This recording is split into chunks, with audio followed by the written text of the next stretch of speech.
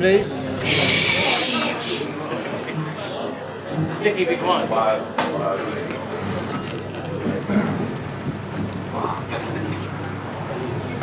Is that right? Oh, yeah! Oh, right. It's quite a lot of people actually. Evening, yeah. So this is a pretty cool event to be at. It's a really Cool! Not bloody cool here. And an honour to be able to do this. I've been involved in the planning. I've heard bits and bobs of the stories that are going to come out tonight, and I can't wait to hear the rest. Not bad. Yeah.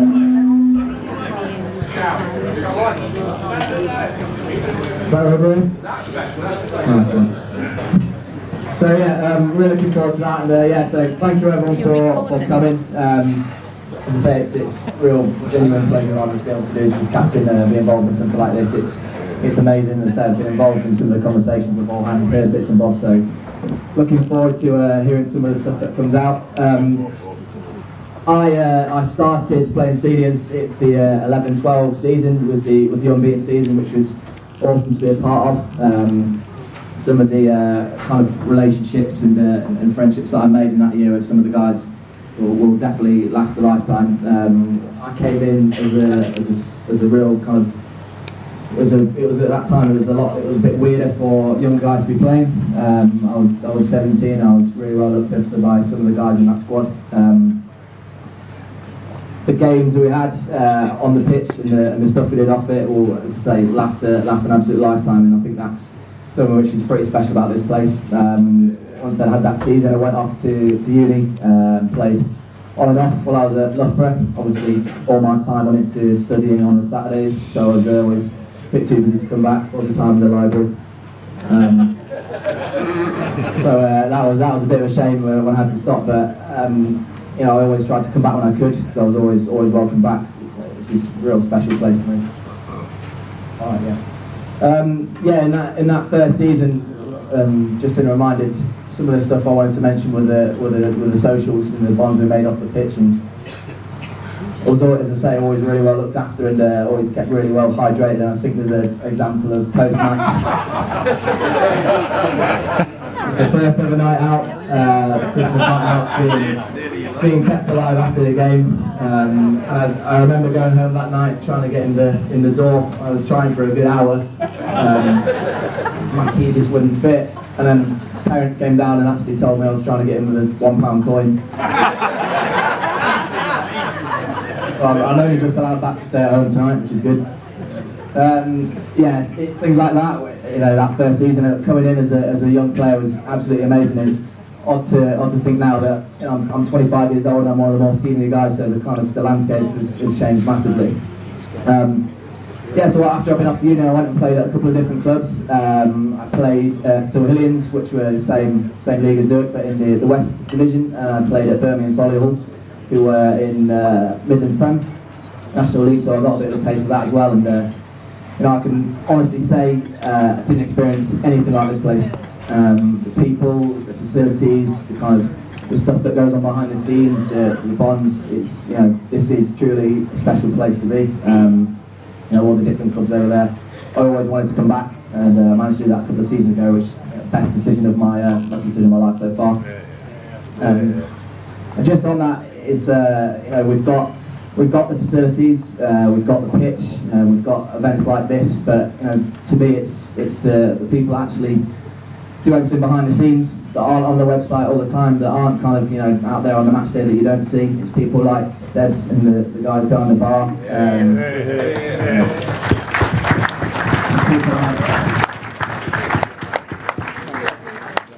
People like Jane, Paul Hubbard. You know, there's a whole list of guys that I could go through, which, you know, having come into captain last season, I got really exposed to. You know, you just don't see that week in, week out. So it is the people that make this a truly special place to be at, and it's an absolute pleasure and honour to do that. So thank you to everyone who kind of works tirelessly behind the scenes, and obviously everyone kind of on the board as well. Someone also I just want to say a massive thank you to on a personal note. I didn't get to do this at the players dinner a few weeks ago. Is Tim Barker.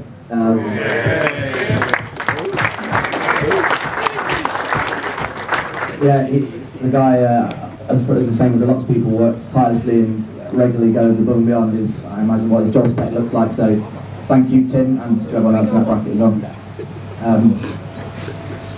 This season is going to be pretty special. As I say, it's a real pleasure to be kind of involved in something especially this, and I'm hoping in another kind of 50 years time I'll be on the other side of this microphone looking at someone young sweating in front of everyone instead. So we're going to do our best. We've got 2 brilliant new coaches in. As I say, we've got kind of people working tirelessly behind the scenes to make this the place it is. So I'm very confident that we can kind of make this a year to remember. And from us, we'll go out every week and try our best for you guys. And to the people that come week in, week out, rain or shine, make things like this happen, lay the kit out, get things ready for training. Huge thank you from myself and the boys. So have a good evening. Thank you.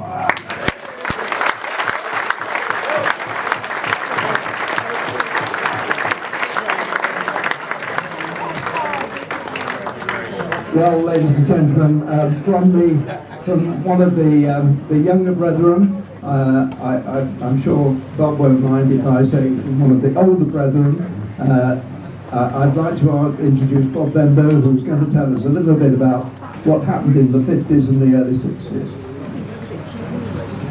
Richard, I hope you'll all be able to hear me. I want to take you back now to 1958.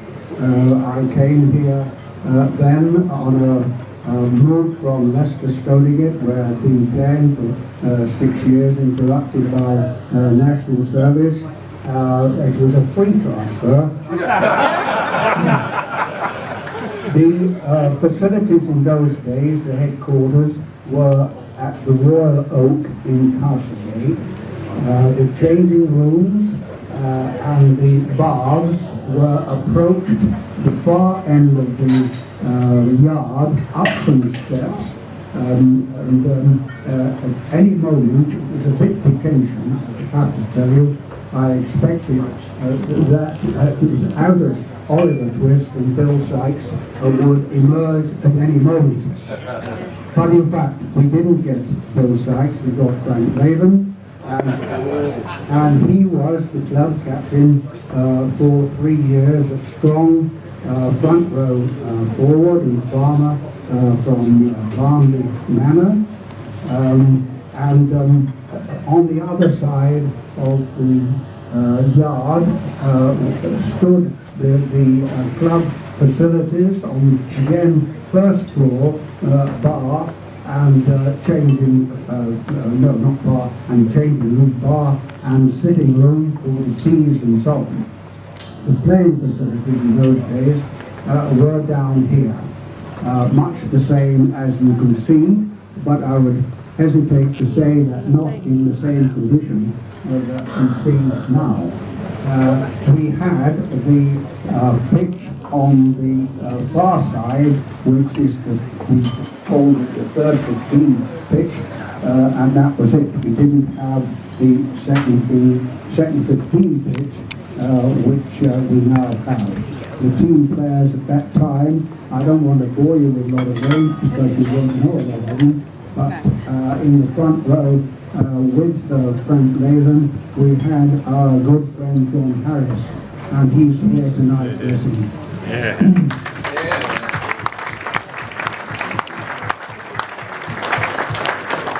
In the second row, with Mike Lockwood, the vice captain, we had David Johnson, and in the back row, a combination of players like the legendary Tom Grocock, Mike Shea, Fraser Dewar, and in the backs, people like Tony Colton, bless him, he's here tonight. Well done, Tony. A real mercurial fly half with such good hands and pick up anything, and playing with me at scrum half he had to. And so, in the centres we had people like, that's enough of that, okay. And the club in those days was funded by the Magnus Grammar School to a large extent, and there was an annual charity match against the Magnus School, which was always refereed by Arthur Scaife, who each year we played, we had me up and putting the ball in crooked within 10 minutes.